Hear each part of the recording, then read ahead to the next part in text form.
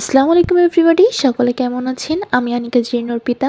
আমি আজকে আপনাদের সঙ্গে শেয়ার করব একদম ইজি ওয়েতে সকালের নাস্তা অথবা সন্ধ্যার নাস্তাতে এই আইটেমটা রাখতে পারেন। খুব মজা। তো ফার্স্টে আমি মেয়োনিজ তৈরি করে নিব। এই মেয়োনিজের টেক্সচারটা একটু পাতলা থাকবে, অত একটা গাঢ় হবে না, তাহলেই বেশি মজা লাগে।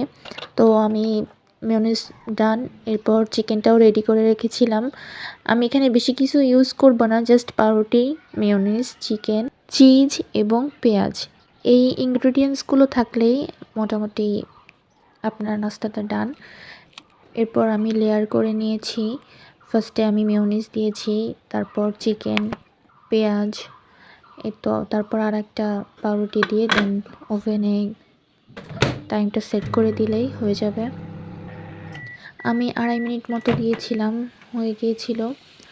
এই তো দেখতে পারতেছেন কি সুন্দর, এটা খেতে এত মজা।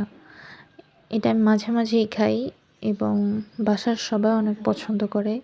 পার্সোনালি আমার দেবর এবং আমার হাজব্যান্ড খুবই পছন্দ করে। আর আমি আজকে একা ছিলাম, এই জন্য একা খাচ্ছিলাম।